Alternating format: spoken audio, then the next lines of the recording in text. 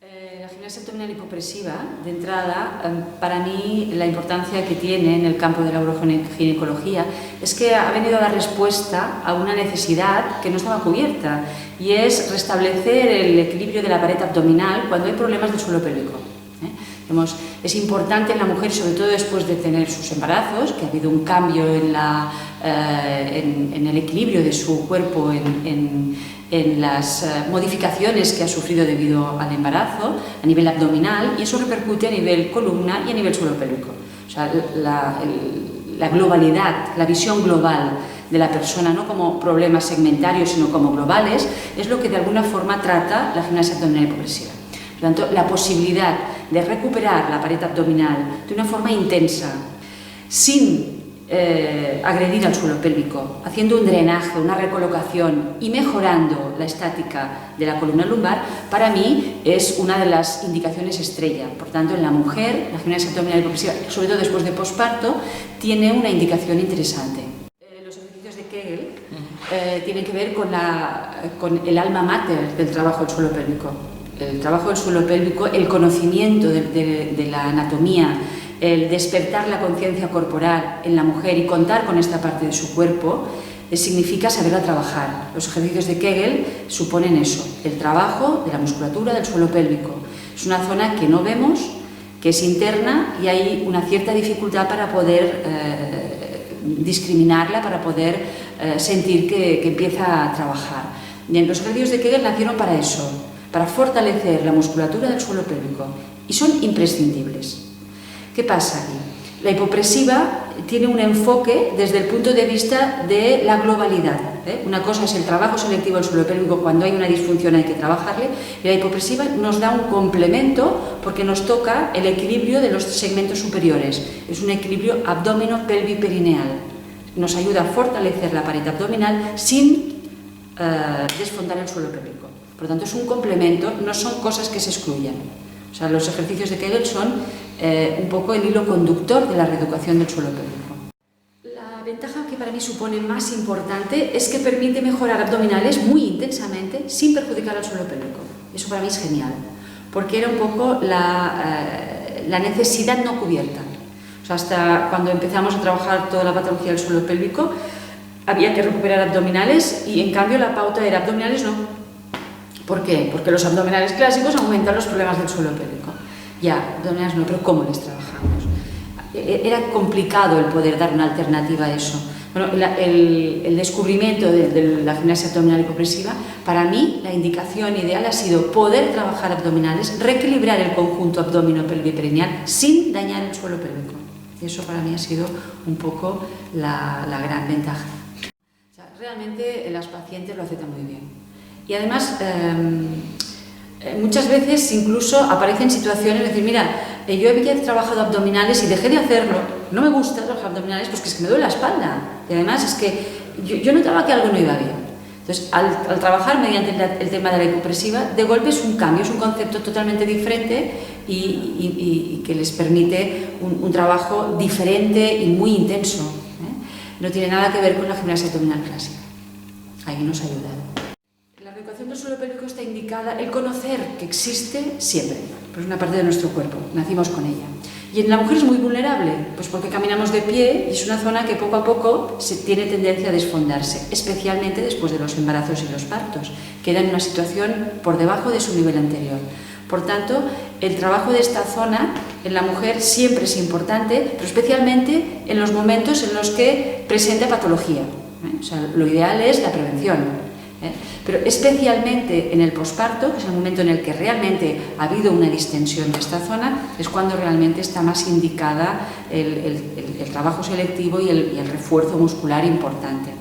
Teniendo presente que no solamente es un método para mejorar y evitar la incontinencia, evitar prolapsos o descensos de órganos, sino que también está directamente relacionada con la sexualidad.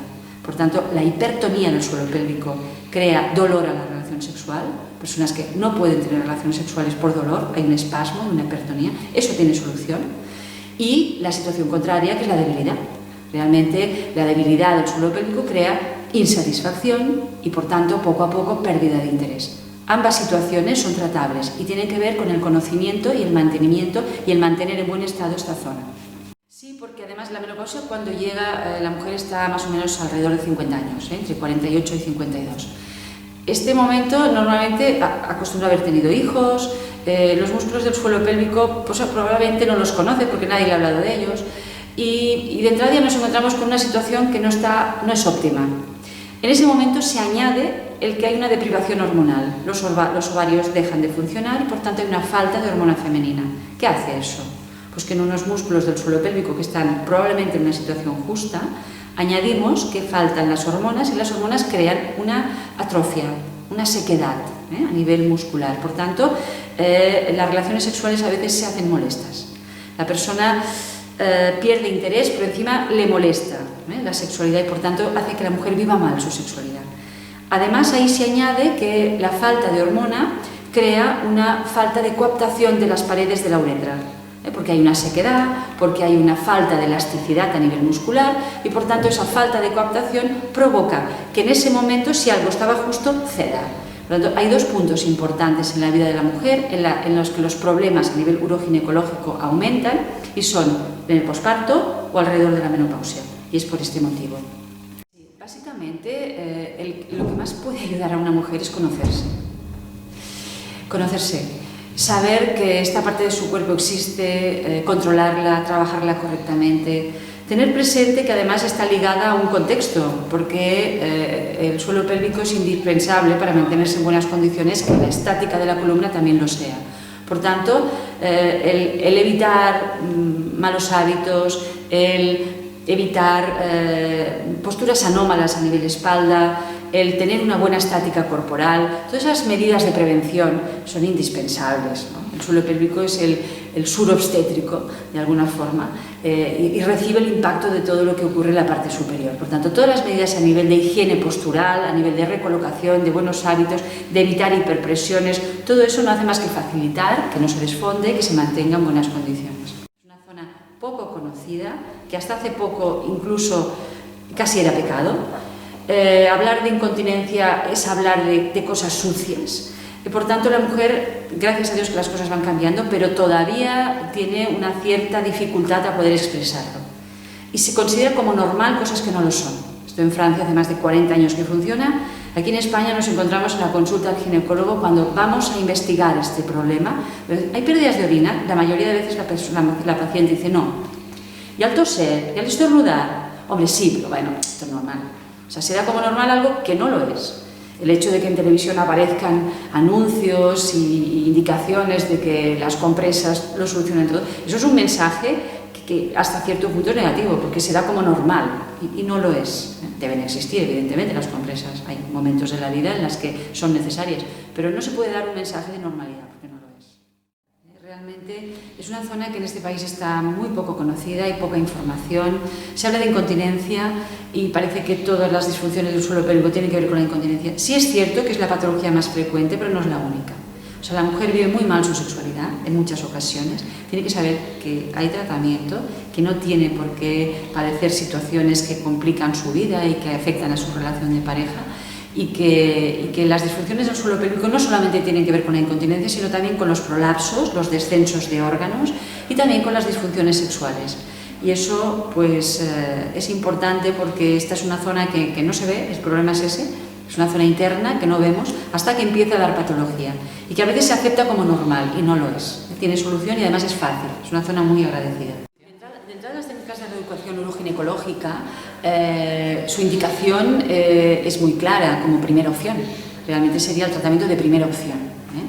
¿Qué efectividad tiene? ¿Realmente lo solucionan todo? No hay nada que solucione todo. Las indicaciones están ante los problemas leves o leve-moderados. Cuando se trata de una incontinencia severa, la indicación es la cirugía.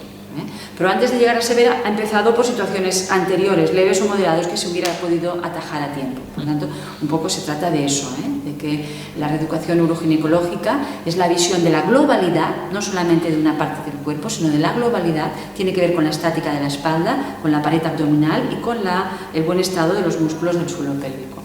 Y que en principio se trata pues, de eso, de enfocar a la persona como eso, como una globalidad.